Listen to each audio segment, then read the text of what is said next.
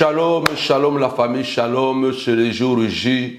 Vous avez vu sur le spot, grand live. Nous aurons de temps en temps par mois un ou deux grands lives où nous vous invitons à partager massivement parce que ce sont des lives avec des thèmes prophétiques percutants parce que c'est le moment ou jamais de pouvoir être conscient que nous vivons dans un monde tellement brutal, tellement méchant, et la méchanceté dans ce monde, la brutalité, bien-aimés dans le Seigneur, s'opère à plusieurs niveaux. Il y a cette brutalité physique que vous voyez comme ça, il y a une brutalité silencieuse que vous ne voyez pas. Il y a des gens qui sont violents, verbalement, physiquement, vous le voyez sur les réseaux sociaux, mais il y a ceux qui sont beaucoup plus puissants, beaucoup plus puissants, beaucoup plus destructeurs, mais qui ne sont pas visibles. Vous ne le voyez pas, vous n'entendrez pas leur voix, ils ne vont pas se chamailler sur les réseaux sociaux, mais ils sont beaucoup plus secrets, beaucoup plus discrets, mais ils sont beaucoup plus puissants, beaucoup plus nuisibles, parce que leurs attaques, ce sont des attaques souvent mortelles. Ils sont des gens méchants à une méchanceté qui n'a même pas de nom. Alors, je voudrais que ce soir, le thème, c'est celui qui négocie ta mort, c'est sa propre mort qu'il négocie. Celui qui négocie ta mort, c'est sa propre mort qu'il négocie. Oui, bien aimé, dans le Seigneur. Celui qui négocie ta mort, il est en train de creuser sa propre tombe. Et bien sûr, c'est ce que vous allez écouter maintenant à travers la parole de Dieu.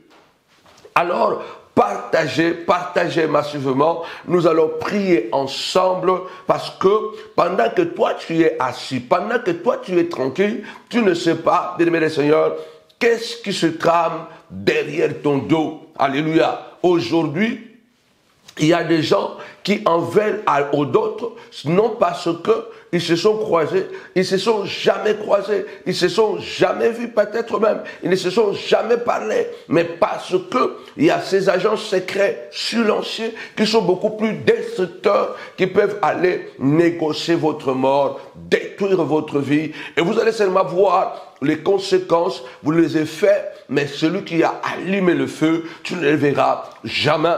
Alors, lève-toi pour prier, nous allons détruire ce soir, ce matin, ce midi, peu importe l'heure à laquelle tu me suis, nous allons détruire et proclamer un retour à l'expéditeur bien violent, bien pimenté, bien agressif, au nom puissant et glorieux de Jésus-Christ, parce que Dieu dit, bien-aimé le Seigneur, prends courage, alléluia, tant que tu vivras, nul ne tiendra devant toi, mais tu dois prendre courage, lève-toi et prie avec moi.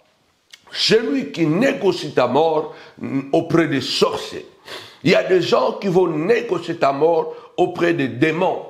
Il y a des gens qui prennent ton nom, qui prennent le nom de tes enfants. Il y a des gens tout simplement parce qu'il est jaloux de toi, jaloux de ton ministère. Il va aller négocier ta mort auprès de gens méchants, voire même de bandits. Il y a des gens qui vont négocier ta mort. On le voit à la télé, mais on voit la réalité. Ils vont payer même de l'argent. Et parmi les chrétiens, ils ne vont pas payer de l'argent. Ils ont des systèmes beaucoup plus sophistiqués, beaucoup plus destructeurs, où on te tue à petit feu.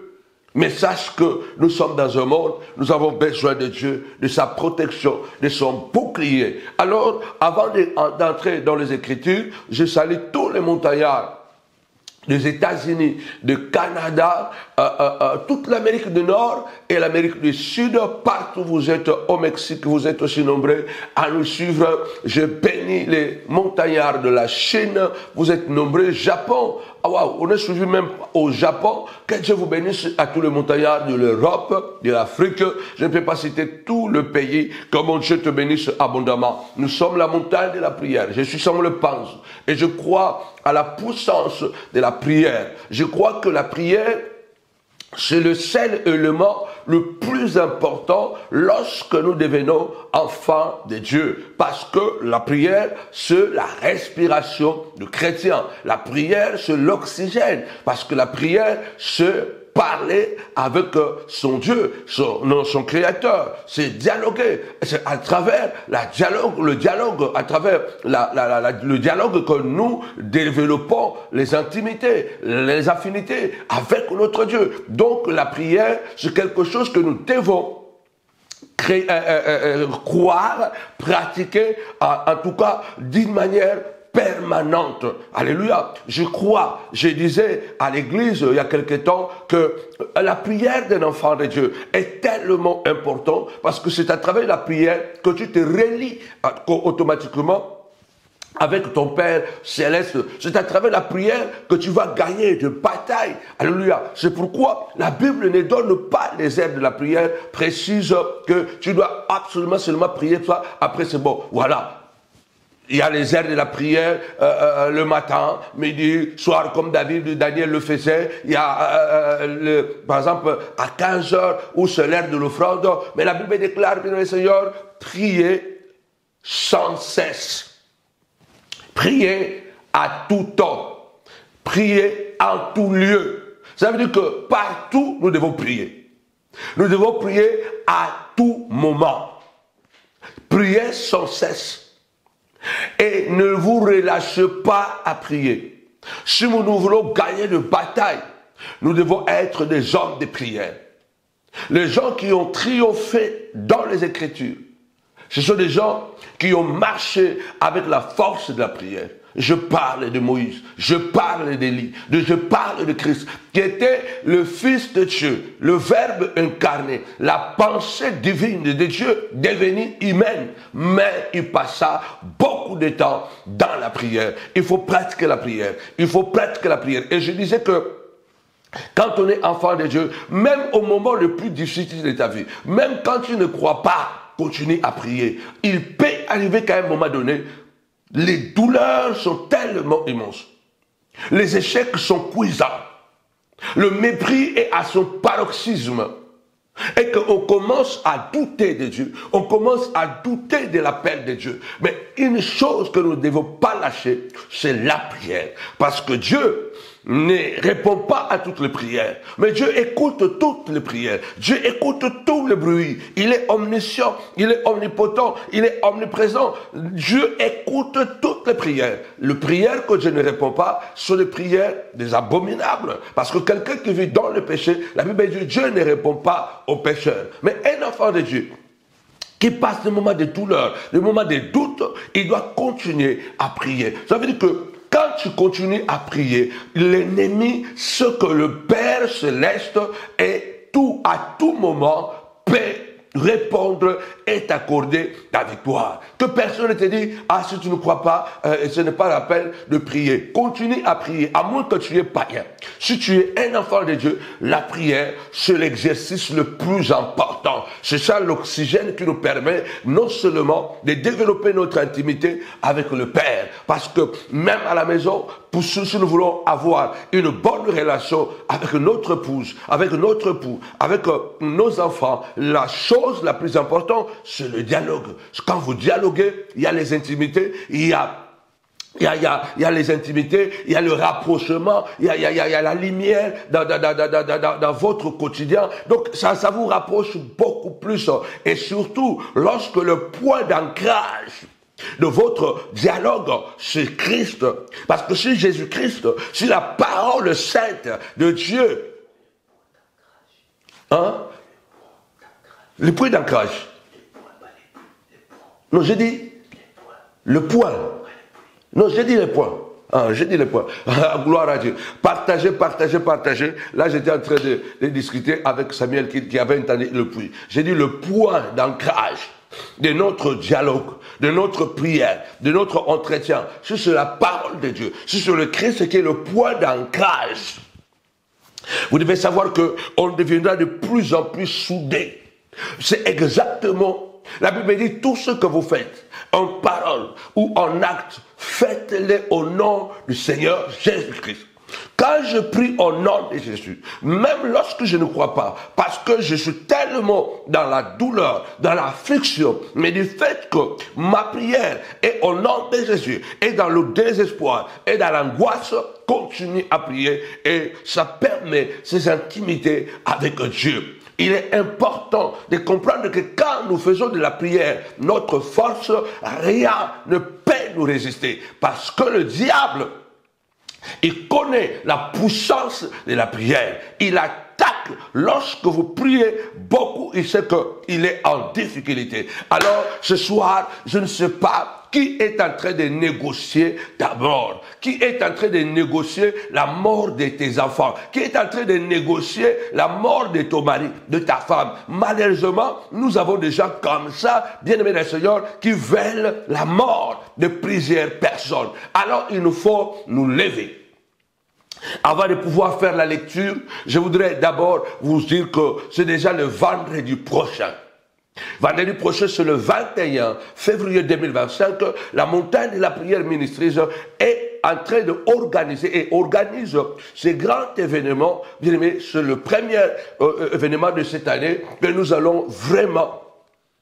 Nous vous invitons à y participer. La source d'eau vive. Nous serons avec l'adorateur Ruben Kamat. Nous allons prier pendant, bien aimé le Seigneur, pendant 2 heures, 3 heures de temps, à partir de 18 heures, à Novotel de Noisy-le-Grand. Ce sera un programme de prière, d'adoration, de guérison, de prophétie. Parce que ce dimanche, ce vendredi 21 février, il n'y aura pas la prédication. Juste une exhortation et tout ce temps, nous serons dans l'adoration. Alors nous allons imiter un peu le ciel. Nous serons en blanc pour que ça crée l'harmonie et à l'intérieur, il n'y aura pas de choses. Tu arrives, tu peux aller où tu veux dans la salle, tu t'agenouilles, tu es debout, tu es assis, mais viens participer à cet événement de guérison, de délivrance et de miracles. Si tu es malade, tu as des problèmes de femme de nuit, de mari de nuit. Tu as un problème de mec qui ronge ta vie, célibat chronique, quelque chose qui n'arrive pas à quitter ta vie. Alors ce programme est taillé sur mesure pour toi. Par la louange et l'adoration, les murailles de Jéricho étaient tombées. Le chêne, alléluia, était tombé dans le main et le pied de Paul et Silas. La louange et l'adoration, bien aimé, il y a une onction qui va se libérer. Alors après ce programme, nous aurons le vendredi 28 février, on est gâtés. Toujours à Novotel, grande veillée de prière, dénommée la veille de la reconquête. C'est la veille de Tétu. Nous devons prier et reconquérir les territoires que nous avons perdus, que le diable nous a arrachés. Alors cette veillée a une particularité. Nous aurons 100 bouteilles d'huile que nous allons diviser, partager les 100 premières personnes qui seront dans le premier rang. Alors sois là à l'heure. Dès que j'arrive, avant de prier, je vais d'abord faire cet acte prophétique. La Bible déclare dans Marc 6 au chapitre 13, Jésus avait recommandé aux disciples de prier pour le malade et en les joignant d'huile. La Bible déclare, il les envoya prêcher la bonne nouvelle et il oignit d'huile beaucoup de malades et il le guérissait et il chassait beaucoup de démons. Donc nous allons consacrer déjà cette huile d'onction que je vous ai déjà montré dans la précédente émission. Alors venez le 28 février 2025, ça sera un moment époustouflant. 2024, nous avons vécu beaucoup de guérisons, beaucoup de miracles. Nous avons vu les cancers disparaître. Nous avons vu, bien aimé le Seigneur, beaucoup de solutions. On a vu une femme qui a laissé sa béquille encore l'année passée. Donc, nous avons la foi que cette année, Dieu fera beaucoup plus parce que nous sommes en 2025, l'horizon 2035. 10 ans des exploits et 10 ans de gloire. Alors revenons à notre message avant de pouvoir prier. Celui qui négocie ta mort, c'est sa propre mort qu'il négocie. Parce que notre Dieu est un Dieu, bien aimé le Seigneur, juste. Notre Dieu est un Dieu de retour à l'expéditeur.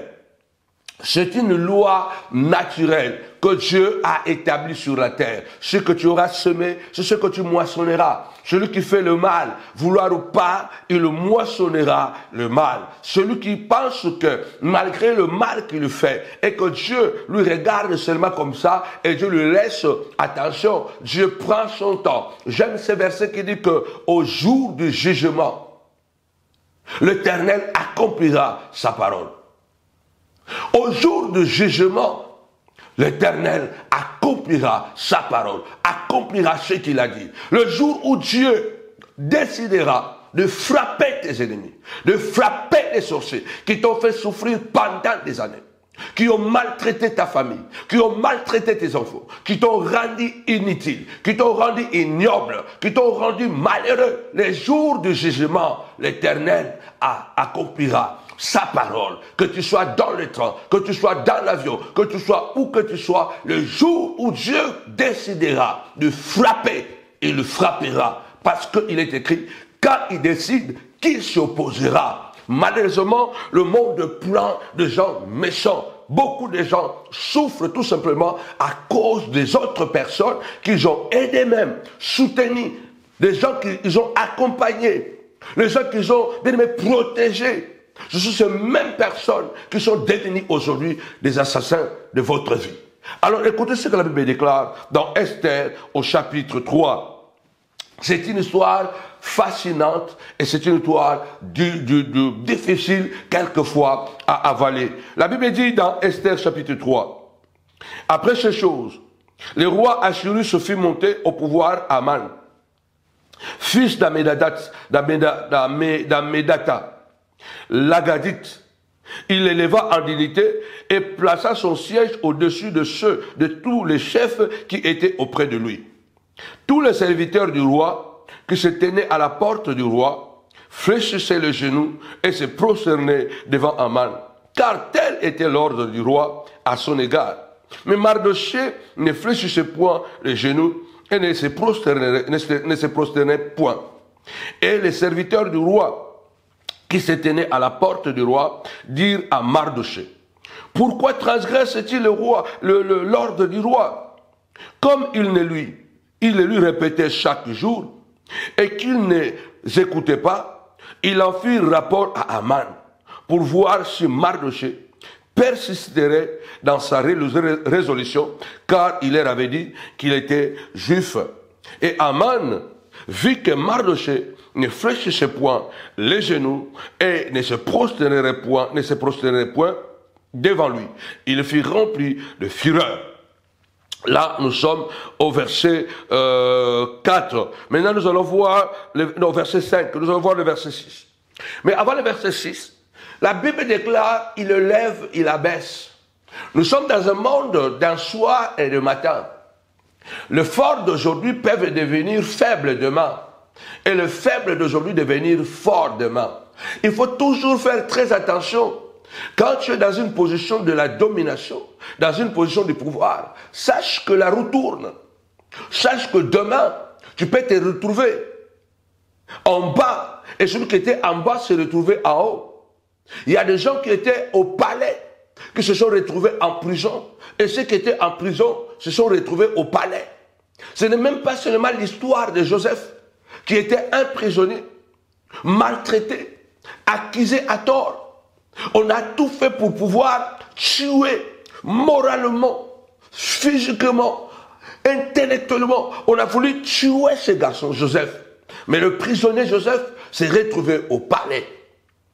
Mandela avait quitté la prison et s'est retrouvé à la tête de l'Afrique du Sud. Il y a beaucoup de gens qui quittent même la brousse comme rebelles et qui prennent le pouvoir. Et ceux qui étaient au pouvoir se retrouvaient derrière la prison. Donc, la vie nous apprend que même quand tu es élevé à une certaine dimension, fais attention parce que tu es humain. La Bible déclare que Aman a été élevé en dignité par le roi. Et tout ce qui était autour du roi, le roi Assyrus avait élevé la responsabilité ou le rôle de Mardochée au-dessus d'eux. Cela veut dire que dans ce royaume, après Assyrus, était Aman. Et Aman, quand il est élevé, le roi avait ordonné que tout le monde devait fléchir les genoux devant Aman.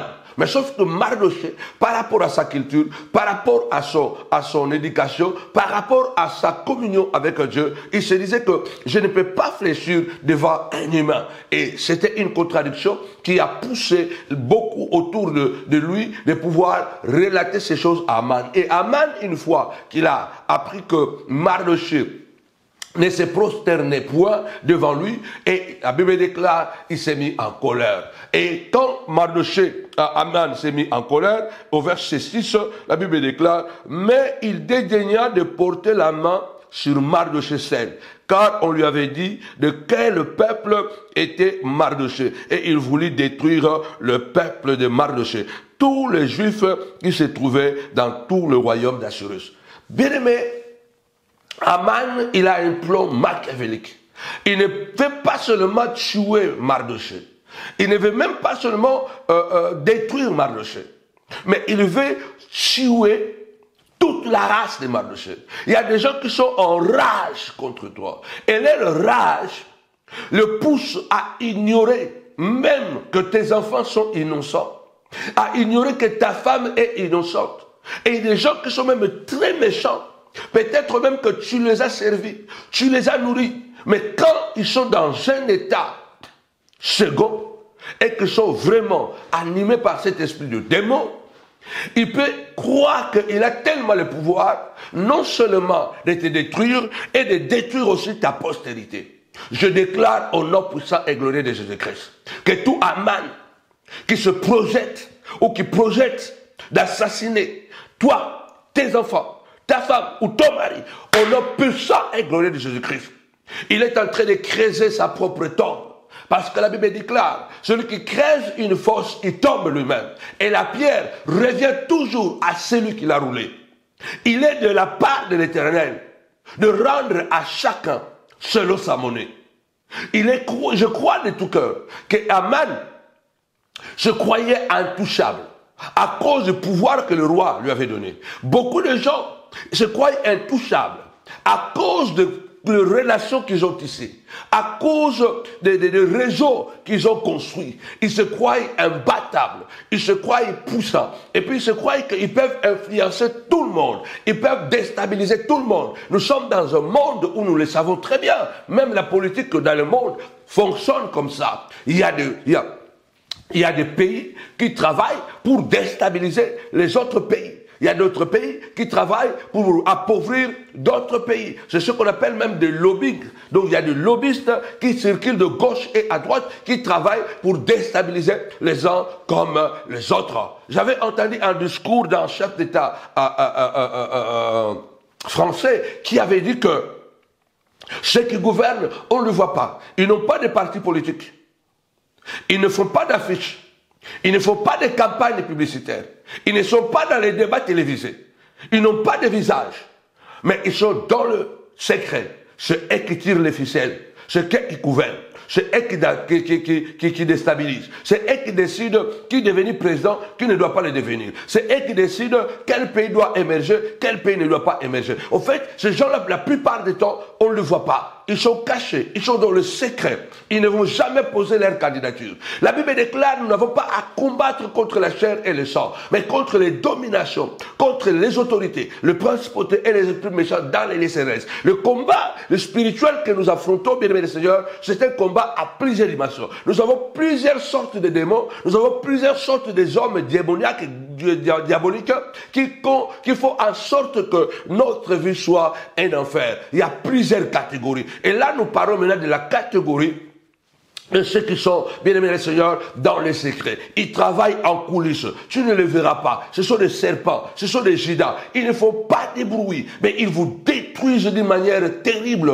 Et ils ont, bien aimés les seigneurs, un cœur dur. Et quand ils décident, quand c'est pour leur intérêt, ils ne regardent pas si tu es marié, tu n'es pas marié, tu as des enfants, tu n'es pas des enfants, tu l'avais même nourri ou tu n'as pas nourri, tu l'avais aidé quand il était en difficulté ou pas. Ils ne regardent pas ça parce qu'il est devant son objectif, et la seule chose qu'il a comme force, c'est sa jalousie, c'est sa haine, c'est son ego, afin de pouvoir prouver qu'il est fort, mais ils ne feront pas de progrès. Parce que ce que Dieu a dans sa main, personne ne peut arracher. Je suis en train de dire à quelqu'un, tous ceux qui sont en train de travailler, publiquement ou en secret, pour détruire ton témoignage, ça fait des années qu'ils le font. Rien, bien-aimé du Seigneur, ne peut s'opposer le jour où Dieu te décidera de se venger. Alléluia. Je bénis Dieu parce qu'il est toujours derrière sa parole pour l'accomplir.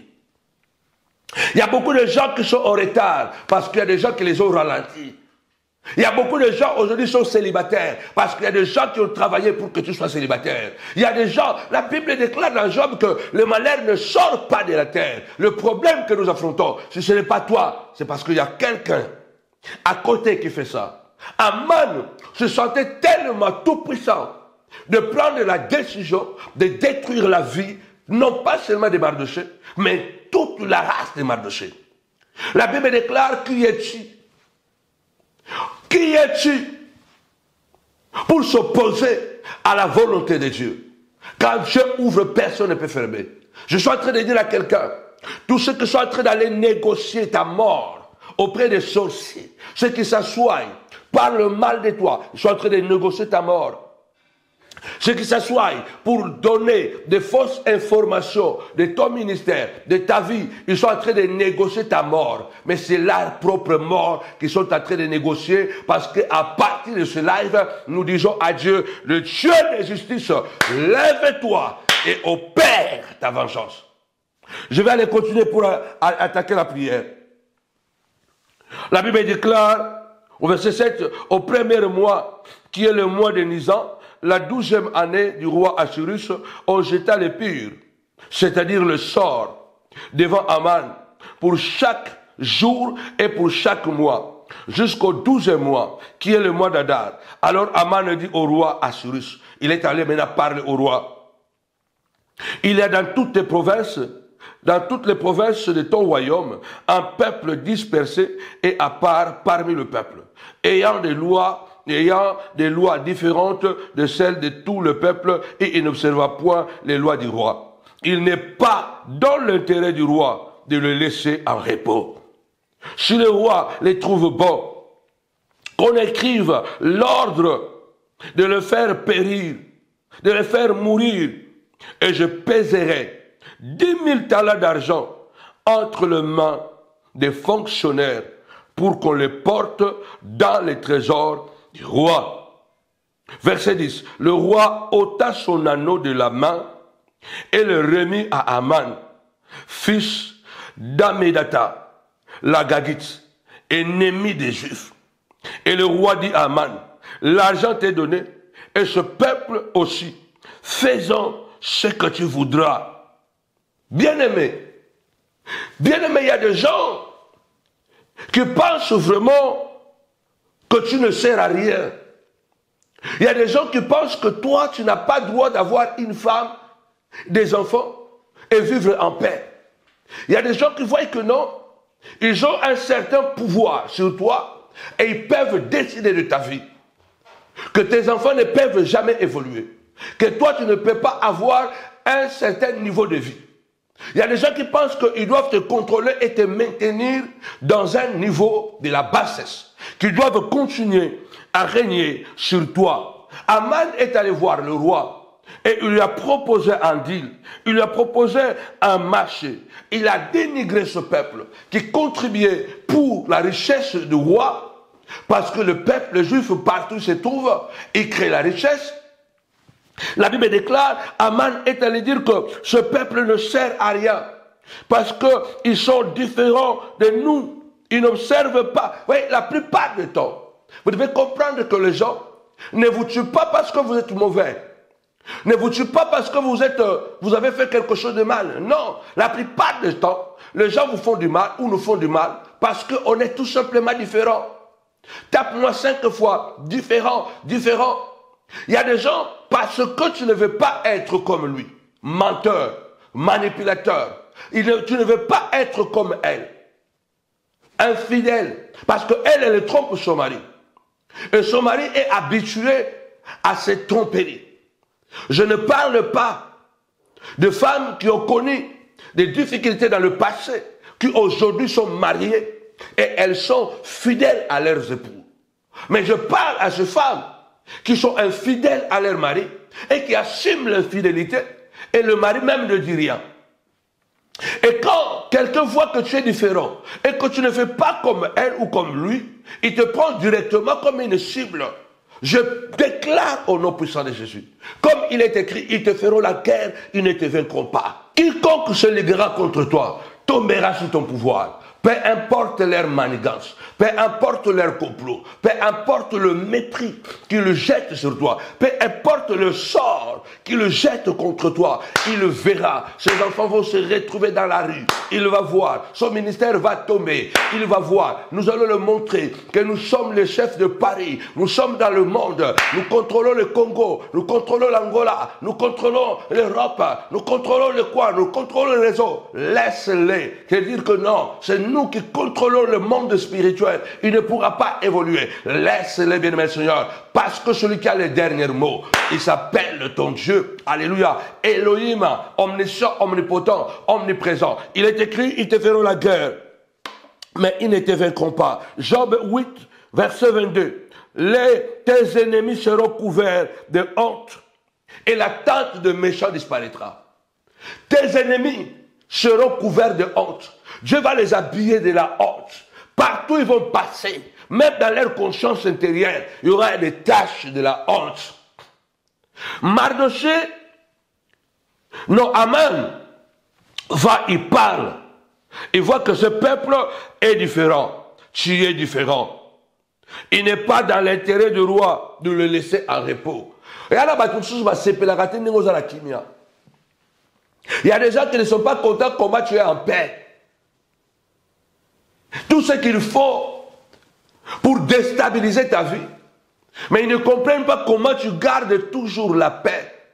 Le Seigneur a dit, je vous laisse la paix, je vous donne la paix. Je ne vous donne pas comme le monde donne. Je voudrais dire à quelqu'un, s'il y a quelque chose que tu ne dois pas perdre, à part la prière, qui est la force d'un enfant de Dieu, c'est la paix. Gardez la paix, gardez l'équilibre. C'est dans le calme et la tranquillité que nous serons forts. Les démons, les sorciers du jour, avec la Bible en main, tout ce qu'ils cherchent, c'est de vous enlever la paix. C'est de vous enlever à la paix. Et lorsque vous n'avez plus la paix, vous êtes déséquilibré.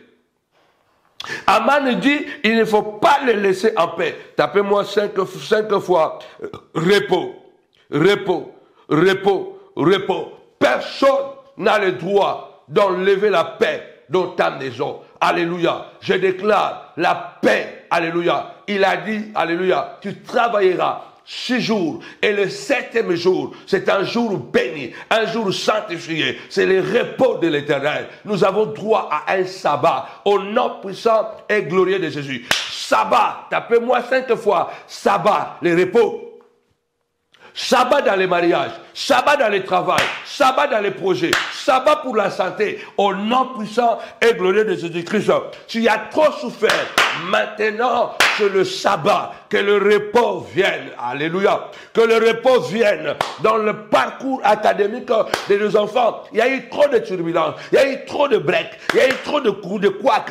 Maintenant c'est le repos, car c'est dans le repos que nos enfants vont étudier conformément à la volonté de Dieu et conformément, alléluia, conformément à leur potentiel. Je déclare le repos dans tes projets, le repos à la maison, le repos au travail. Et quiconque se liguera contre toi tombera sous ton pouvoir. Celui qui veut ôter ta paix, c'est sa paix qui sera ôtée. Aman est allé négocier. 1, parce que Mardoché était différent. 2, parce que Mardoché vivait à repos. Vivez dans le calme. Il y a des gens, bien aimés, qui se contentent de ce qu'ils ont. Ils ne vont pas à gauche et à droite s'exposer et dire que nous voulons des millions. Tout ce qu'il veut, c'est d'être en paix, de pouvoir s'occuper de ses enfants. Il n'a pas de rival. Il n'a pas quoi à démontrer, à prouver. Non, il vit sa vie. Il vit sa vie dans le calme et la tranquillité. Et ça dérange. Il y a des gens qui sont dérangés tout simplement parce que tu es calme, parce que tu as le repos, parce que tu crois aux promesses de Dieu. Il a dit, si tu crois, tu verras la gloire de Dieu. Il a dit, bien-aimé dans le Seigneur, alléluia, Celui qui s'approche de Dieu doit croire que Dieu existe et qu'il est le rémunérateur de ceux qui le cherchent. Habakkuk écrit la prophétie, grave-la sur une table de pierre, afin qu'on la lise couramment. C'est une prophétie dont les temps sont déjà fixés. Mais elle peut tarder, elle peut se ralentir. Alléluia, elle peut tarder. Mais quand même elle tarderait. Attends-la, attends-la. Car elle s'accomplira certainement. Il y a des gens qui sont comme Habakkuk. Malgré les années qui passent, malgré les choses difficiles qu'il traverse, malgré qu'il n'a pas tout ce dont il a besoin, mais il est Habakkuk. Il a une foi ferme. Il est calme. Il sait que mon Dieu est alpha et oméga. Il sait que mon Dieu est fidèle. Car la Bible déclare, alléluia, la fidélité et la justice sont le bas de son trône. Puisqu'il m'a parlé, ce Dieu-là accomplira sa parole dans ma vie. Je n'ai pas besoin d'aller voler. Je n'ai pas besoin de casser des portes pour que j'y accède. Parce qu'il y a des gens qui vivent que, alléluia, qui vivent que dans les réseaux, qui ne vivent que à circuler, à chercher à se connecter afin de pouvoir avoir le succès. Il y a des gens qui attendent calmement le temps de Dieu. Et cela dérange. Mais pourquoi lui? Il est calme. Pourquoi il n'est pas agité? On sait qu'il n'a pas la salle. On sait qu'il n'est pas marié. On sait qu'il n'a pas un mari. Comment il fait pour gérer ses enfants? Comment il fait? Donc il y a des gens qui sont seulement agités contre toi parce que tout simplement, ils attendent que tu sois agité comme eux. Ils attendent que tu sois voleur comme eux. Ils attendent que tu sois aussi, bien aimé des Seigneurs, impudique comme eux, un menteur comme eux. Mais ils voient que toi, tu as gardé la dignité. L'homme est parti. Tu es resté, mais les enfants sont bien éduqués, sont bien encadrés, et ça dérange beaucoup de gens. Ça dérange. Il y a des gens qui sont comme non, mais il n'a pas de belle voiture. Mais comment se fait qu'il est toujours à l'aise? Comment se fait qu'il est toujours calme? Et ça dérange. Aman est parti.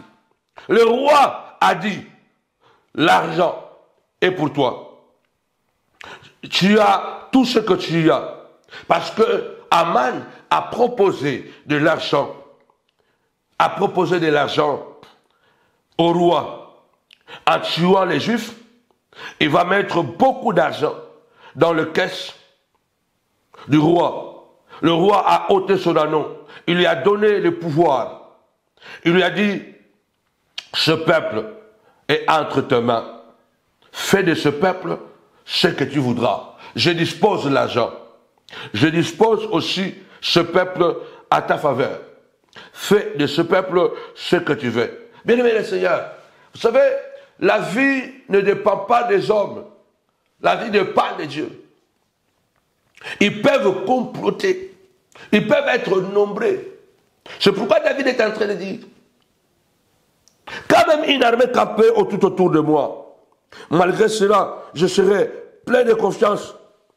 Il y a un verset biblique, ici là que je vais lire, dans Psaume 40, verset 18. Le Seigneur veut parler à quelqu'un ici, qui se sent abandonné, qui se sent négligé. David est en train de dire, moi je suis pauvre et indigent, mais le Seigneur pense à moi. Tu es mon aide et mon libérateur. Mon Dieu, ne tarde pas. David dit, moi je suis pauvre. Moi, je suis sain. Moi, je n'ai rien. Mais l'Éternel pense à moi. Dans le Semeur même, il est écrit, comment ici dit, moi, je suis pauvre et indigent. Donc, en quelque sorte, il dit, je suis pauvre et très pauvre. Parce que le pauvre et l'indigent, c'est toujours le pauvre. Mais l'indigent est plus pauvre que le pauvre. Il dit, je suis pauvre et très pauvre. Mais il y a une chose. L'Éternel pense à moi. Ils peuvent être nombreux, à moins que tu n'as pas l'alliance avec Dieu. Mais si tu as tissé alliance avec Dieu, si tu sers Dieu en esprit et en vérité, bien-aimés dans le Seigneur, ils peuvent se comploter, ils peuvent être inarmés, ils peuvent se décider. David est en train de dire, oui, je suis pauvre et très pauvre, mais l'Éternel pense à moi. Amen. Je suis seul ici. Vous êtes nombreux. Tu es élevé, tu as le pouvoir, tu as l'anneau et le cachet du roi. Tu as le pouvoir, tu as beaucoup d'argent. Le roi a tout disposé. Mais moi, Mardoché, je suis pauvre et très pauvre. Mais l'Éternel pense à moi. Ah my God, je dis à quelqu'un, je pense à tes enfants. Je pense à ton mari. Je pense à ta femme. Parce que le Dieu d'alliance, pendant qu'elles sont en train de faire des réunions, comment te détruire? Ceux qui ne savent pas, et que je pense à toi. Je pense à moi. Je pense à moi. Et qui est celui qui pense à moi? C'est l'alpha, l'oméga. C'est le Dieu tout-puissant. Celui qui appelle à l'existence des choses qui n'existent pas. Qui est celui qui pense à toi? C'est celui qui décide de la vie et de la mort. Celui qui appauvrit et qui enrichit. Celui qui fait mourir et qui fait vivre. Celui qui ferme, personne ne peut ouvrir. Celui qui ouvre, personne ne peut fermer.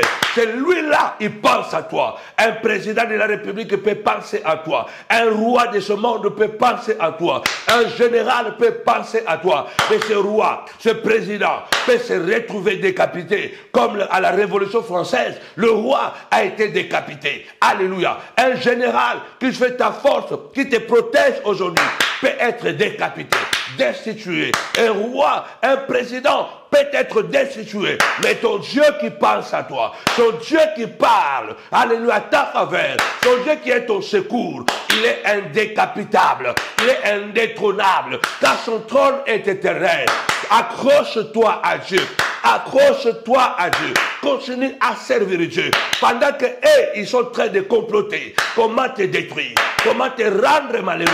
Dieu aussi au ciel est en train de voir. Alléluia. Il est en train de comploter, de parler aussi avec les anges.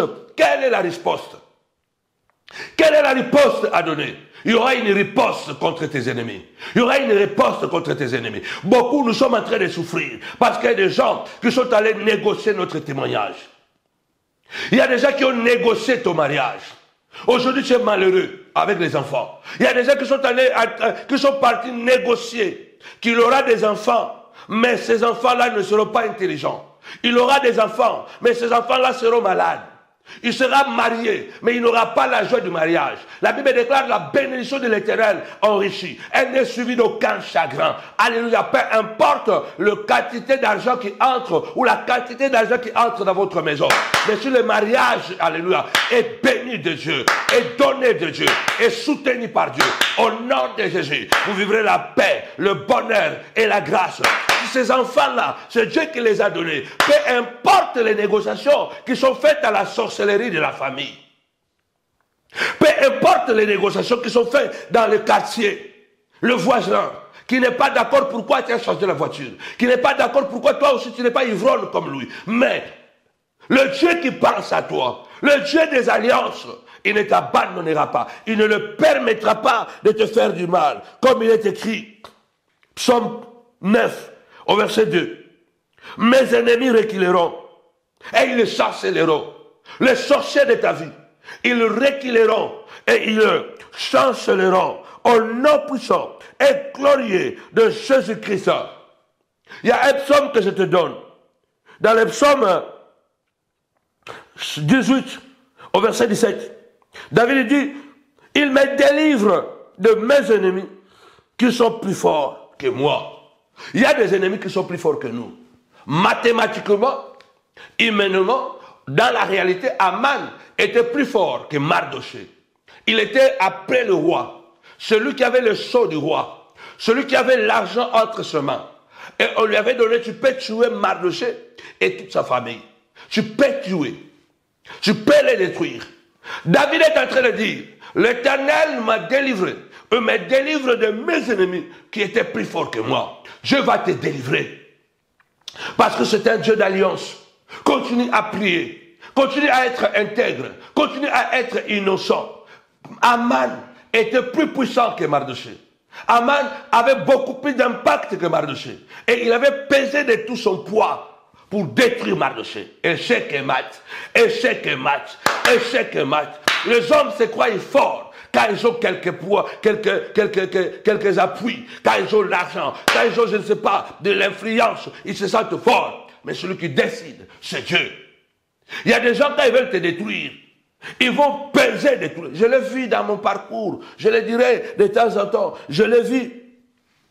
Quand les gens décident de te faire du mal, quand les gens sont animés par un esprit diabolique et satanique, La Bible dit, celui qui demeure, celui qui habite sous l'abri du Très-Haut, repose à l'ombre du Tout-Puissant. J'ai vu la colère de ces gens. J'ai vu leur haine. J'ai vu les actes qu'ils ont posés. Ce sont des actes, à moins que tu as dragué la femme de quelqu'un, ou peut-être tu as engrossé la fille de quelqu'un, ou peut-être tu as volé l'argent de quelqu'un, ou peut-être, je ne sais pas, parce que, au fait, si les gens peuvent arriver à un niveau de détruire, cela veut dire que ce sont les actes qui parlent. Ils cassent d'abord le réseau, ils résilient les contrats de bail, ils sont allés jusqu'à demander la résiliation de contrats de la salle de l'église. Ils ont fait des vidéos, ils ont fait des propagandes. Mais je vous dis, quand vous regardez tout ça, vous vous demandez, mais qu'est-ce que je fais pour qu'on pose ce genre des actes?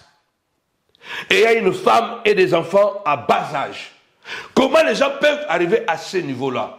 Parce qu'ils se sentent capables, ils se sentent dans une position de force. La Bible déclare, bannis la crainte et la frayeur, car elle ne s'approchera pas de toi. Si l'on forme des complots contre toi, cela ne viendra pas de moi, dit l'Éternel. Voici, j'ai créé l'ouvrier qui souffle les charbons au feu, mais j'ai aussi créé les destructeurs pour la briser. Toute arme forgée contre toi sera sans effet, et toute langue qui s'élèvera contre toi en justice, tu la condamneras. Il y a un destructeur pour détruire Aman. C'est sa propre négociation. Parce que le sang de l'innocent parlera toujours. Tu ne peux pas faire le mal à un innocent et vivre en paix. Impossible. Ce que vous avez vu sur les plateaux, sur tout ça, c'est encore rien par rapport à ce qui était fait en coulisses. À ceux que vous ne connaissez pas, à ceux que vous ne pouvez pas associer leur visage à ces combats. Mais c'est eux qui tiraient les ficelles dans le secret. C'est eux qui sont beaucoup plus violents, beaucoup plus destructeurs. Tu ne les vois pas, tu ne les connais pas. Parce que eux, ils travaillent en secret, ils travaillent en cachette. Mais la Bible déclare devant Dieu, l'innocent ne sera pas coupable et le coupable ne sera pas innocent. Devant Dieu, on n'a pas besoin de microscope. Devant le tribunal, des hommes peuvent être corrompus. On peut corrompre un tribunal, corrompre un juge, corrompre des avocats. Comme je disais, que la justice humaine n'existe pas parce que l'homme ne voit pas ce qu'il regarde, il voit ce qu'il pense. Aucun tribunal, aucun juge de cette terre, aucun avocat de ce monde ne peut juger à 100% être vraiment vrai, être équitable. Ou soit il le fait parce qu'il a l'argent, ou soit il le fait, le pourcentage est minimum. Pourquoi? Parce que l'homme, il est imparfait. Mais Dieu, il connaît A, c'est A, B, c'est B. Devant Dieu, on n'a pas besoin de procès. Parce qu'il dit, je sais, je connais. Quelqu'un a dit, pourquoi Dieu n'avait pas tué Caïn? Pourquoi Dieu a laissé Caïn? Il a tué Abel. Et Dieu a laissé Caïn vivre. D'ailleurs, même il a dit que celui qui va tuer Caïn sera vengé 7 fois. Mais Dieu ne pouvait pas tuer Caïn. Parce que Caïn était une pièce à conviction. Dans tout terrain où il y a le crime. Bien-aimé dans le Seigneur, il y a besoin de pièces à conviction. Dans une scène de crime, il y a besoin d'une pièce à conviction. Caïn ne pouvait pas être tué. Il était une pièce à conviction. Il était un modèle. Si Dieu avait tué Caïn, on n'aurait pas un modèle. Parce que Caïn était le premier prisonnier de Dieu. Caïn était le premier prisonnier. Le sceau que Caïn avait reçu, c'était le sceau de mal. Qu'il était un fils de diable. Le sceau que Dieu avait mis sur Caïn, c'était comme quand un prisonnier, quand quelqu'un entre en prison, on lui donne des habits, on lui donne un chiffre. Caïn ne pouvait pas être tué. Et vous devez savoir aussi que la sentence du méchant est longue. Si Dieu pouvait tuer Caïn directement, il aurait effacé la pièce à conviction. C'est pourquoi on a l'impression que les gens qui font du mal, ils sont apparemment à l'aise. Ils sont apparemment calmes, mais non, ils sont des paranoïas. Tu ne peux pas faire du mal à un innocent et vivre en paix. Impossible. Impossible. Ces gens sont des paranoïas. Ils font bonne mine devant les gens, mais à l'intérieur d'eux, regardez Caïn. Caïn dit quoi? Il n'y avait encore personne à ce moment-là, après qu'il ait tué Abel. Mais il est en train de dire, si quelqu'un me voit, va me tuer. Mais Caïn, qui va te voir? Il n'y a personne encore autour de toi. Parce que son esprit est vagabond. Toute personne qui fait du mal, tapez-moi 5 fois, que le malheur du vagabondage puisse atteindre tout Caïn de ta vie, tout Aman de ta vie. Caïn était là, mais son esprit vagabondait. La Bible dit, Dieu a dit, tu seras errant sur la terre. Tu n'auras pas de repos. C'est les gens comme ça qui n'ont pas de repos. Même quand ils mangent, ils ne sont pas à l'aise. Ils ne sont pas à l'aise. Lève ta voix, déclare que l'esprit de Caïn visite les Aman de ma vie.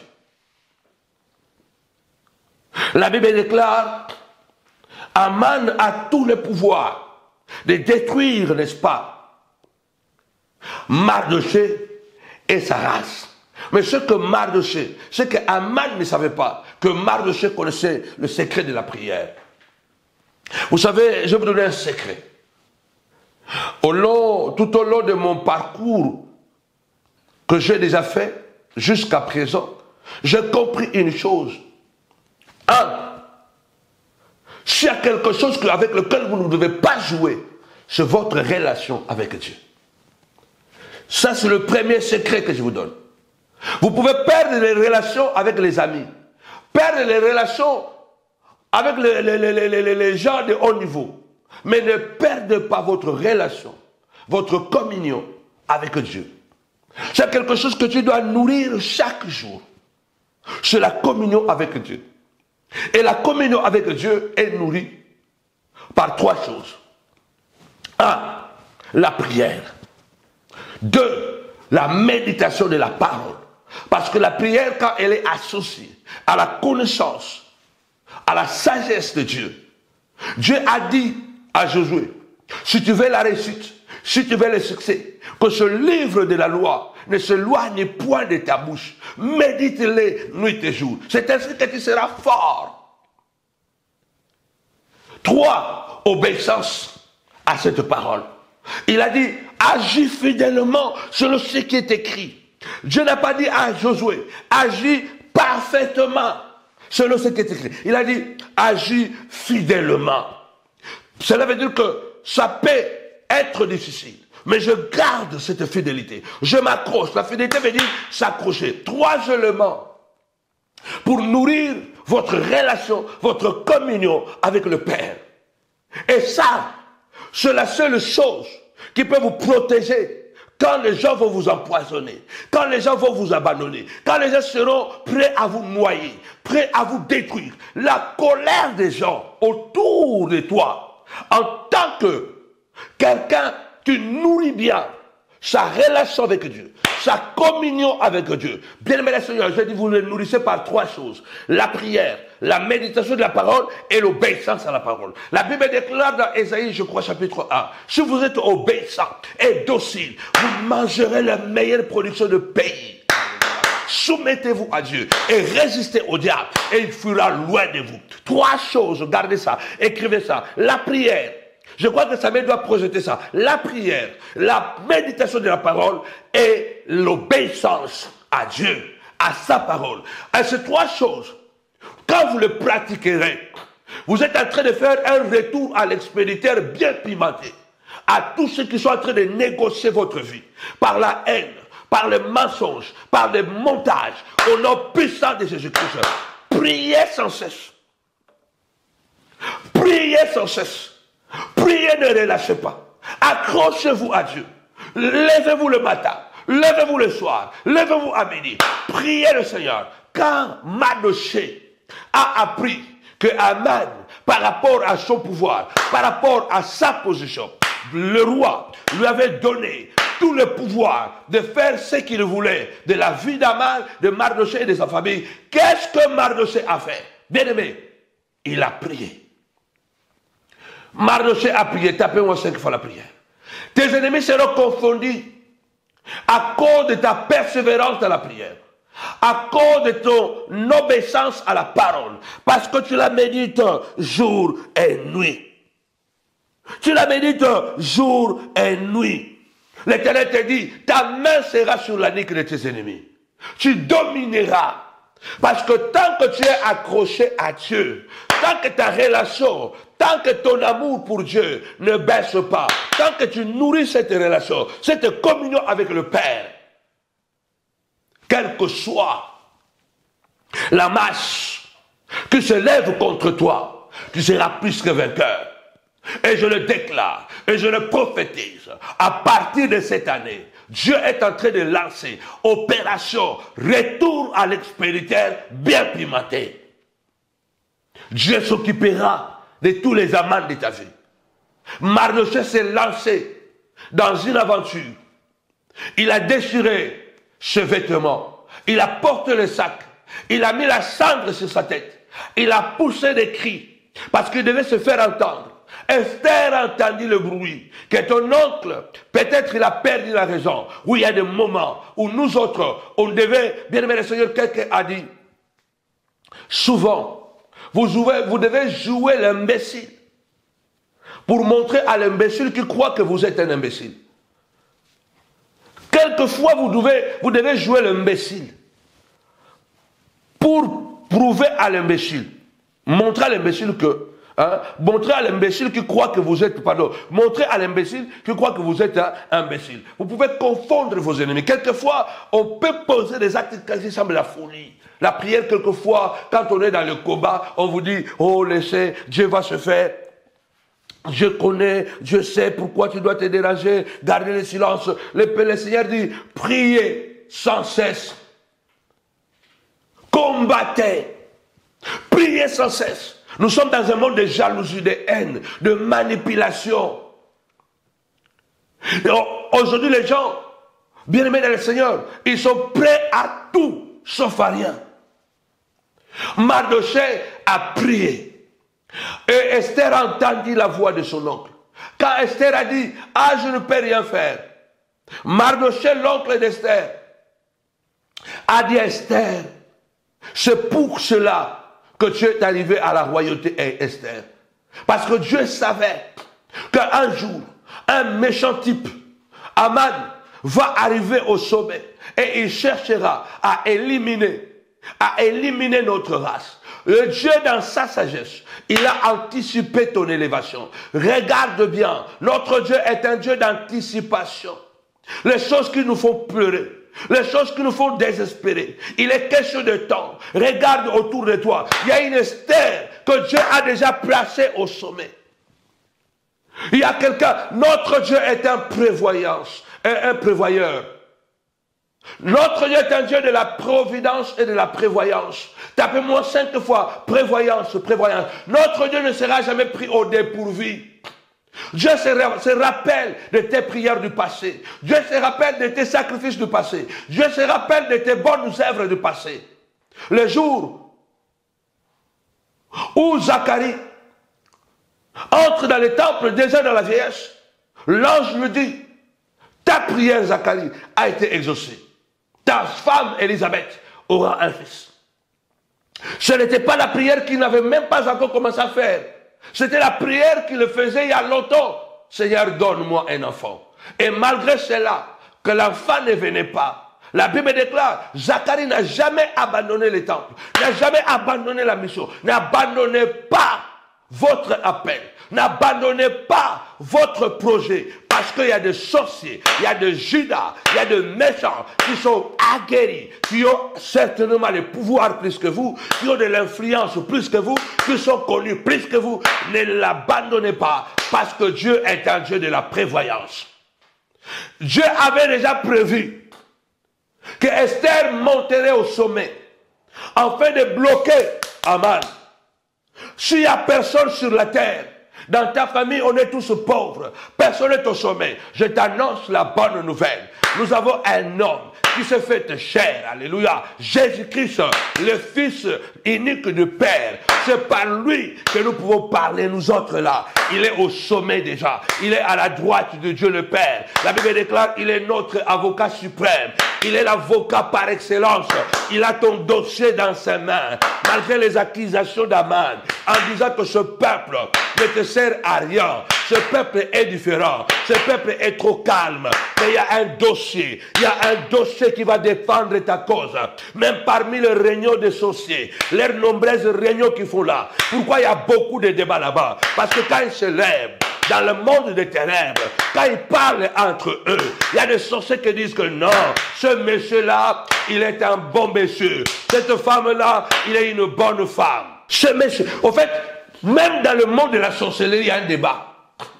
Il y a un débat qu'on dit que non. Non. Maman Jackie là, Tata Jackie là, non. Cette femme-là, regarde, elle avait fait du bien à un tel. Elle avait fait du bien à un tel. Elle avait fait du bien à un tel. Alors, malgré tout ce que nous sommes en train de préparer pour détruire cette vie-là, ça sera difficile. Parce que les œuvres de cette femme-là parlent devant Dieu. Parce que les sorciers connaissent Dieu. Non. Maman Jeanne mweto simba ezate parce que maman Jeanne asunga mutuboy asambela pona mutuboy asunga mutuboy asunga kalibota oy soki tolingi tosala ye mabe misala na ye wana ekoganga liboso na nzambe lokola alarme quand tozopusa na ka pembeni na ye misala na ye ekoganga. Quand on s'approche auprès de lui, les œuvres de maman Jeanne, c'est comme l'alarme, vont crier. Ce que Aman avait oublié, que Mardochée était un homme de prière. Il connaissait les Écritures et il obéissait à la parole. Il nourrissait sa communion avec Dieu. Quand Esther a dit, je ne peux pas, Mardochée a dit, c'est pour cela que tu es arrivé là-bas. Si tu ne le fais pas, la délivrance viendra de quelque part. Parce que Mardochée croit fermement qu'il a un dossier bien nourri auprès de cette royauté que Aman prétend défendre. Parce que ce que Aman ne savait pas, Mardochée avait sauvé le roi. Il y avait un guet-apens, un coup d'État qui était préparé plusieurs années en avant contre le roi. C'est Mardochée qui a sauvé la cour royale. Et on ne lui avait rien rémunéré. Personne n'a regardé à Mardochée. On lui a abandonné comme ça. Combien de bonnes choses que tu as fait dans la vie et les gens ignorent. Et ils peuvent ignorer, mais Dieu n'ignore jamais. Nzamba busa na kamisala na bisote. Batubako bosa na misala osala. Bolamu osala. Bandako futula bango. Bano bokolela bango. Baso bokolela bango. Bakuko bosa na. Mais bolamu wana nzamba bosa na kate. Bolamu epona kate. Le bien ne pourrit jamais devant Dieu. On avait oublié Mardochée. On lui avait rien donné comme récompense. Mais la récompense de Mardochée était connue de Dieu. La Bible déclare au moment où Aman est en train de négocier la mort de Mardochée, il ne savait pas qu'il était en train de négocier sa mort. Il était en train de négocier sa destitution. Il était en train de négocier la fin de son règne. Je suis en train de prophétiser, de déclarer au nom puissant de Jésus que tous les Aman de ta vie, physique ou spirituelle, qui sont allés négocier ta vie, alléluia, ta mort, ton échec, ta maladie, au nom de Jésus, ce sont leurs propres maladies qui négocient, leurs propres échecs, leurs propres chutes, leurs propres morts qui sont en train de négocier. Parce que c'est la loi de la nature. Tu moissonnes ce que tu as semé. Abdias 1, je crois verset 15. Il te sera fait exactement comme tu as fait. Samuel, est-ce que tu peux me lire, partager, commenter, partager. Abdias 1, verset 15. Il te sera fait comme tu as fait. Bien-aimé, je suis en train de parler. Celui qui négocie ta mort, c'est sa propre mort qui négocie. Il y a des gens qui s'assoient pour parler mal de toi. Mal de toi. Et ils ont l'onction de convaincre que tu es méchant. Et il y a des gens, quand ils sortent de cette réunion, ils changent d'avis contre toi. Mais il y a aussi d'autres qui se disent que non, c'est un homme du bien. C'est un homme du bien. On ne peut pas lui faire ça. Parce que les bonnes œuvres parleront toujours. Ils ne pourront pas effacer le bien que tu les as fait. Ils peuvent les effacer devant les gens, mais devant Dieu, le service que tu les as rendu, ce service est collé à leur vie. Bon, là, moi, ça, la bango. Mais na bon nzambe kune pas nzambe. Eza collé. Parce que la Bible déclare, l'Éternel n'est pas injuste pour oublier le service que nous avons rendu et que nous rendons encore au sein. Dieu ne peut pas oublier le service que nous les avons rendu. Dieu ne peut pas oublier que tu les as aidés, que tu les as nourris. Quand ils étaient tombés dans l'impudicité, dans les infidélités, que tu les avais sécurisés, tu avais protégés. Par amour, tu les as fait protégés. Dieu ne peut pas oublier. Et ils avaient oublié, mais Dieu n'avait pas oublié le bien fondé du combat de Mardochée. Et quand Mardochée priait, il rappelait à Dieu. Esther a dit, allez, jeûnez et priez pendant 3 jours. Et après la prière, seulement après la prière, je vais affronter les décrets d'Aman. Je déclare ce soir que tous les décrets qu'ils ont signés, dans leurs négociations, je ne sais pas dans quel continent ils sont allés négocier ta mort. Je ne sais pas dans quel cimetière ils sont allés négocier ta mort. Je ne sais pas dans quel pays ils sont allés négocier ta mort. Je ne sais pas dans quel plateau de télévision ils ont négocié ta mort. Je ne sais pas dans quelle chambre à coucher ils sont allés négocier ta mort. Je ne sais pas dans quel bureau ils sont allés négocier ta mort. Je ne sais pas si c'est à Dubaï ils sont allés négocier ta mort. Ils étaient assis, ils ont parlé, ils ont comploté, ils ont décidé, ils ont dit c'est bon, la stratégie est bonne. Nous allons la voir, nous allons le détruire. Mais toi, alléluia, reste dans la prière. Reste dans la prière. Quand ils viendront, alléluia, quand ils viendront, ils seront dispersés. Ils viendront par un chemin. Ils seront dispersés par 7 autres chemins. Ne crains pas. Reste en prière. Nourris ta relation. Nourris ta communion avec Dieu. La sorcellerie va tomber. La jalousie va tomber. Les mensonges vont tomber.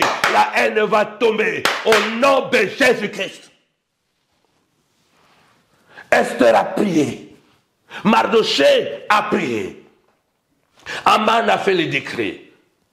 Et le décret d'Aman a rencontré la prière de Mardochée et Esther. Leur décret de mort, des accidents, le mauvais sort pour que tu fasses des accidents, pour que tu perds l'argent, pour que tu ne montes pas, va rencontrer l'efficacité de ta prière. J'ai prié comme je n'avais jamais prié toute ma vie depuis 2013. Je priais comme je n'avais jamais prié. Plus les problèmes sont graves, plus votre dimension de la prière doit changer. Je m'étonne que tu passes de moments difficiles. La première chose que tu as lâchée, c'est la prière. Plus les problèmes sont graves, plus notre prière doit changer de dimension. Il a prié pendant 40 jours, 40 nuits. Lui qui était Dieu, mais il a prié. Mais la prière de Gethsemane, il n'avait jamais prié comme cela. La prière de Gethsemane, l'attitude de Jésus, après la prière du désert, c'est une attitude assez douce. Il est écrit, l'homme ne vivra pas du pain seulement, mais de toute la parole qui sort de la bouche de l'Éternel. On a Abdias. Il est écrit, l'homme ne vivra pas seulement du pain. Il est doux. Retire de moi Satan. La Bible dit rempli du Saint-Esprit, il fait revêtir du Saint-Esprit, il est entré à mission. Mais à Gethsemane, j'ai besoin de pouvoir charger le téléphone. La Bible déclare, mon portable, mon iPad s'est déchargé. La Bible déclare, à Gethsemane, Jésus était une autre personne. Il a prié tellement avec instance que la Bible déclare que sa prière, sa sueur s'est transformée à des grumeaux de sang. Pourquoi une prière d'agonie? Pourquoi une prière de douleur comme cela? Pourquoi une prière, merci papa? Pourquoi une prière de douleur, d'agonie? Pourquoi une prière douloureuse comme cela? Pourquoi? Parce que le moment est grave. Le moment est grave. Le moment est difficile. Le moment est terrible. Il doit passer à la croix. Il doit être crucifié. Avant la crucifixion, il doit être fouetté, il doit être humilié. On va cracher sur lui. Il voyait déjà la croix, il voyait le sang couler, il voyait la douleur. Et cette douleur-là, il le voyait bien avant. Il a dit non, la seule chose que je peux faire, c'est de prier comme je n'ai jamais prié. C'est ce que Mardochée a fait. Beaucoup de chrétiens sont en train de tomber par des enseignements comme quoi Jésus a tout fait. Tu n'as pas besoin de gêner, tu n'as pas besoin de prier. Dieu connaît tout. Même si tu cries, Dieu ne va pas faire plus que parce que tu as crié. Même si tu parles calmement, ce n'est pas un problème. Attention! La Bible nous montre que quand il y a beaucoup de problèmes, quand le problème est grave, il faut que les prières soient graves. Jésus a prié à Gethsemane comme il n'avait jamais prié. Pendant son jugement, ce n'était plus le même Christ. C'était un Christ à la fois aguerri. Il a dit à Pilate, celui qui me livre devant toi commet un plus grand péché. Jésus est venu pour mourir. Mais il a dit, celui qui me livre devant toi commet un plus grand péché. C'est-à-dire que les gens qui ont participé, les souverains sacrificateurs, les principaux sacrificateurs et le peuple, ceux-là qui ont participé à livrer Jésus à Pilate, ils commettaient ainsi un plus grand péché. Je ne sais pas quel est ce plus grand péché, parce que le plus grand péché, je crois, c'est les blasphèmes contre le Saint-Esprit. On voit Jésus dire malheur à celui par qui le Fils de l'homme sera livré. Malheur à celui par qui le Fils de l'homme sera livré. Il est important de comprendre que dans cette bataille spirituelle, l'élément essentiel, c'est d'abord la prière. J'ai dit bien, l'élément essentiel, le plus important, c'est votre communion avec Dieu. Votre relation avec Dieu. Et la relation avec Dieu, la communion avec Dieu est nourrie par trois choses. La prière, la méditation de la parole et l'obéissance à cette parole. Si vous mettez cette trinité avec vous, Aman va tomber. Aman ne tombera pas parce que tu es en train de pleurer. Aman ne tombera pas parce que tu es en train tout simplement de te lamenter. Ces gens sont coriaces, sont diaboliques. Les gens méchants, ils sont tellement ils sont sans froid, sans amour, sans empathie. Ils sont sans empathie. Quand il est dans sa peau là, il est sans empathie. C'est la prière. Et Esther se présente. Le décret d'Aman est tombé. Aman a été crucifié, pendu sur son propre bois. Vous voyez, lui, il avait négocié la mort de Mardochée. Il a oublié que c'est sa propre mort qu'il a négociée. C'est question de temps.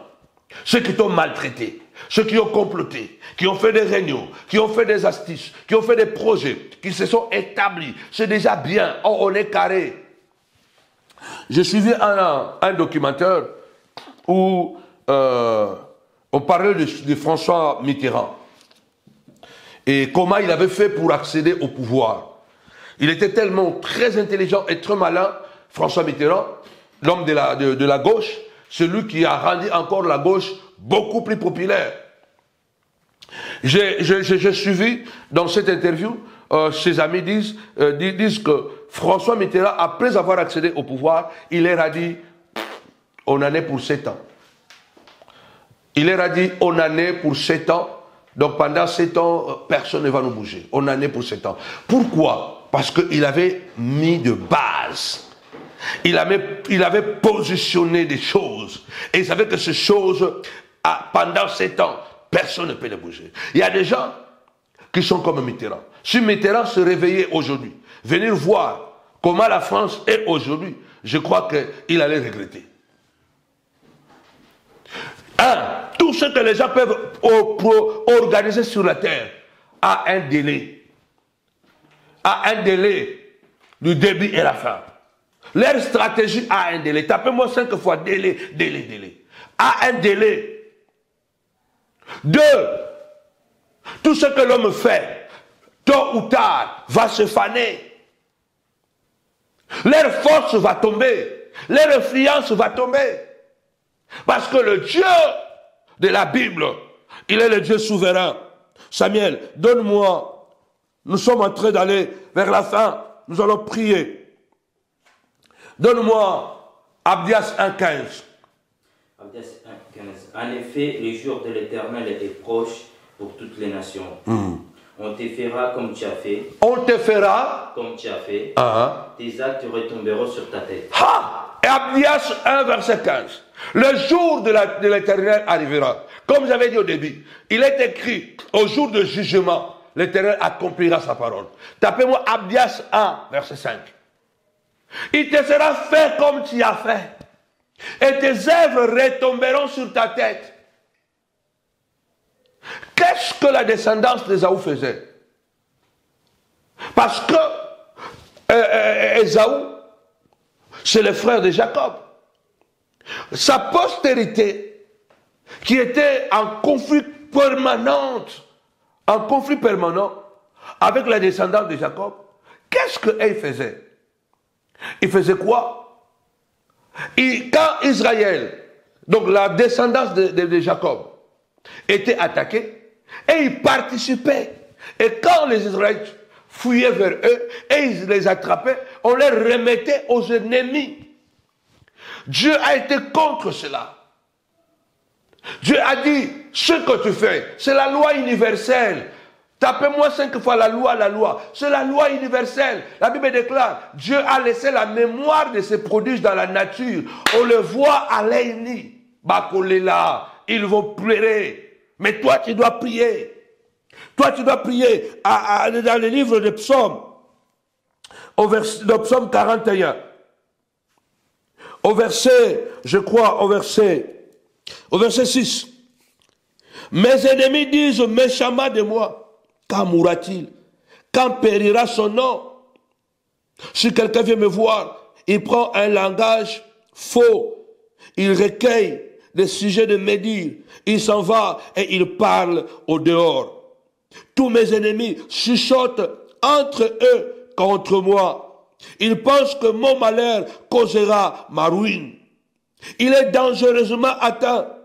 Le voilà couché. Il ne se relèvera pas. Celui-là même avec qui j'étais en paix, qui avait ma confiance et qui mangeait mon pain, lève les talons contre moi. Mes ennemis disent de moi, quand mourra-t-il? Quand disparaîtra? Puisque Mardochée est tombé en disgrâce. Une loi a été votée avec le sceau du roi. Les lois de Mède et de Perse, ce sont des lois inchangeables et irrévocables. Ça veut dire que le malheur qui atteint Mardochée est irrévocable. Il doit succomber dedans. Je lève ma main droite et je déclare que tu ne mourras pas de cette maladie. Parce que l'Éternel t'a dit, je t'ai donné les clés du royaume. Ce que tu lieras sur la terre sera lié dans les cieux. Ce que tu délieras sur la terre sera délié dans les cieux. Je t'invite à te lever et à lier ces hommes-là, à lier ces démons, à lier ces sorciers du jour et de la nuit. Déclare, je vous lie, à cause de mon innocence, je vous lie, au nom puissant de Jésus. Que le malheur puisse vous accompagner au nom de Jésus. Le malheur que vous m'avez causé, ce malheur va s'accrocher, s'attacher à vous, au nom puissant de Jésus-Christ. Il ne se relèvera plus. Les gens sont en train de dire que Mardochée ne se relèvera plus. Beaucoup de gens t'ont déjà donné pour mort. Ils ont dit c'est fini. Il ne tiendra pas 1 an, il ne tiendra pas 2 ans, il ne tiendra pas. Mais ceux qui sont en train d'être surpris et que 2 ans après tu es là. 10 ans après, il est là, tu es là. Ils ont dit, mais il ne tiendra pas 5 ans. Mais ça fait 10 ans que tu es debout. Parce que Dieu a la clé de la vie et de la mort. Et comme David dit dans Psaume 40, je suis pauvre, être pauvre, mais l'Éternel pense à moi. L'Éternel pense à moi. L'Éternel a une alliance avec moi. L'Éternel a un regard sur moi. Dieu pense à toi. Tes ennemis peuvent être plus forts que toi. Mais si tu vas prier, si tu vas parler à Dieu, si tu vas faire la guerre, comme Esther l'a fait, Mardochée Aman va tomber. Aman va tomber. Mais si tu croises les bras, le décret d'Aman va te tuer. Aucun décret sur la terre n'est irrévocable, sauf la parole de Dieu. La Bible dit les cieux et la terre passeront, mais la parole est irrévocable. À moins que Dieu n'a pas parlé. Si Dieu a parlé et que les hommes veulent faire le contraire, qui peut s'opposer devant Dieu? Qui peut s'opposer devant l'Éternel? Je prophétise et je déclare, celui qui négocie ta mort, c'est sa propre mort qu'il est en train de négocier. Qui signe ta mort, creuse sa tombe. Recevez cette bénédiction, impactez votre vie. Ne vous laissez pas troubler par les méchants, car l'Éternel marche avec toi pour combattre tes adversaires. L'Éternel te donnera la victoire sur les ennemis qui t'environnent, qui se lèvent contre toi. L'Éternel te lèvera, te donnera la victoire. Ils ont dit que tu ne te lèveras plus. Tu vas t'élever. Je vais clôturer avec ces psaumes merveilleux pour vous continuer à vous donner les clés de comment vous pouvez, bien-aimés dans le Seigneur, vous pouvez rendre retour à l'expéditeur à tous ceux qui croient plus fort, à vos Aman, à vos Judas. De même que Aman est allé négocier la mort de Mardochée et de la race de Mardochée, de même que Judas est parti négocier la mort de Christ.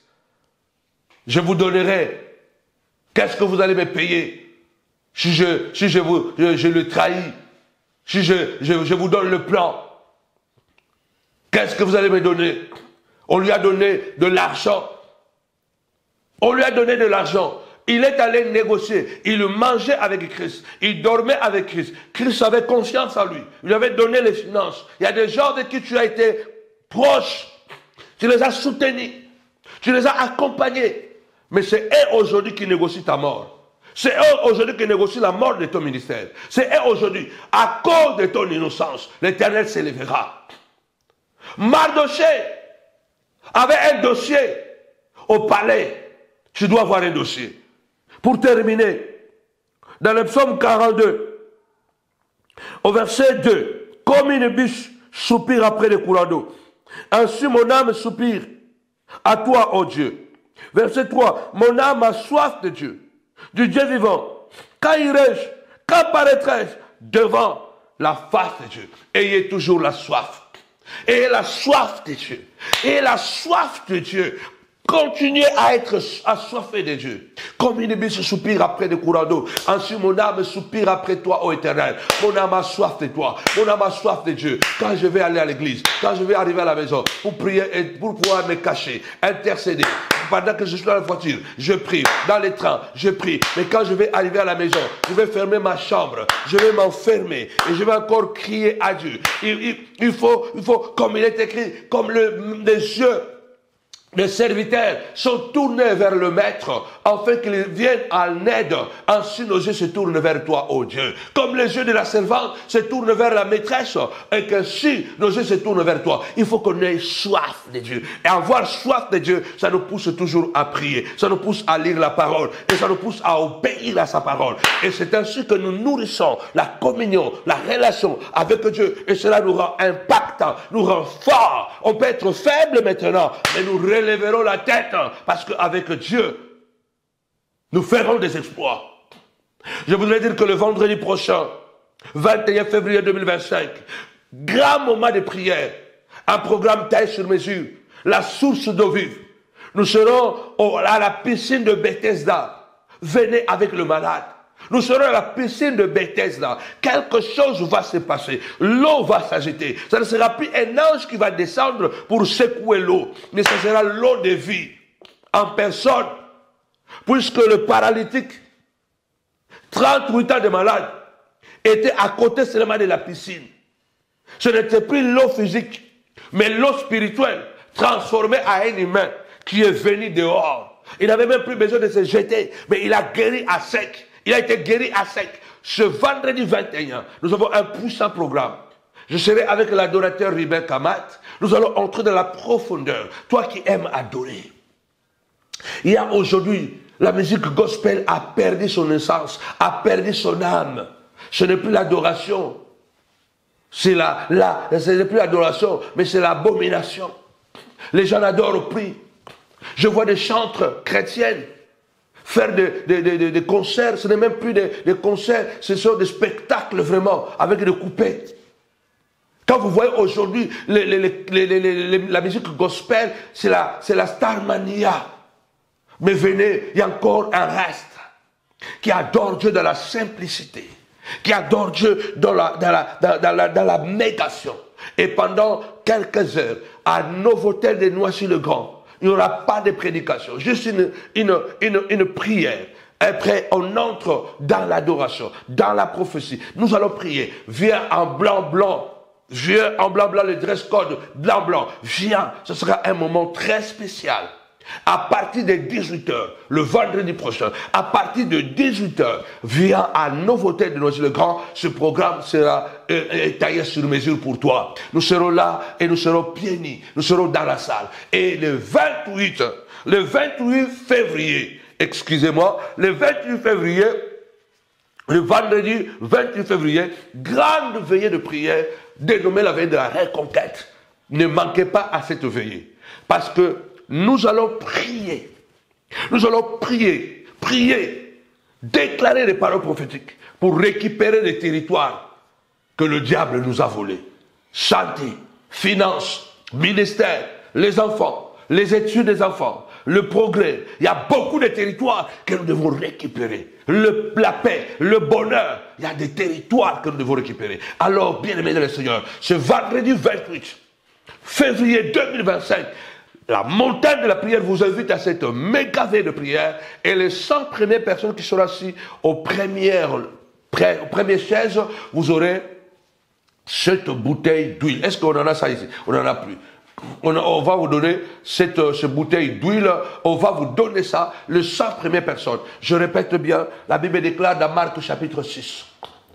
Il les envoyait prêcher la bonne nouvelle. Il priait pour les malades. Il chassait beaucoup de démons. Il oignait d'huile beaucoup de malades et les guérissait. Ça, c'est Jésus. C'est Jésus qui l'a dit. C'est Jésus qui l'a dit. Et Jacques nous dit, si quelqu'un est malade, qu'il aille chercher ses anciens de l'église, prieront pour lui en l'oignant d'huile. S'il était malade, il sera guéri. Je vois déjà les montagnards de la Suisse qui sont en train déjà de se préparer, les montagnards de la Belgique qui sont en train de se préparer. En tout cas, venez, les montagnards de l'Allemagne qui sont en train de se préparer. Nous vous attendons très nombreux, très nombreux. En tout cas, ça sera un moment formidable. Je vous apprécie que le combat spirituel est gagné à travers la prière et encore la prière. Si Mardochée était resté à la maison, si Esther n'avait pas brisé l'interdit, elle n'aurait pas brisé cette loi. Et Aman n'allait pas tomber dans son propre piège. C'est à cause de ta prière que les Aman vont tomber dans leur piège. Que mon Dieu vous bénisse abondamment. Soutenez la montagne de la prière. Nous avons la fiche qui est là. Envoyez votre RIB, envoyez votre participation. Il y a le RIB, il y a l'adresse. Il y a aussi, vous pouvez faire pour RIA ou Esther Union, en tout cas appeler. La fiche est là. Il y a aussi le PayPal. Vous pouvez envoyer par PayPal. Soutenez, si Dieu vous met à cœur de payer ne fût-ce qu'un événement. Un dimanche, n'hésitez pas. Parce que nous sommes à l'hôtel. Tout ce que nous faisons est payant. Même les événements. Chaque événement, nous devons payer. En tout cas, si Dieu vous met à cœur de payer l'événement, la source d'eau vive, le vendredi 21 février, n'hésitez pas. Si Dieu vous met à cœur de payer l'événement, le vendredi 28 qui est la veille de prière, n'hésitez pas. Que mon Dieu vous bénisse abondamment. Au nom de Jésus-Christ. Bye bye.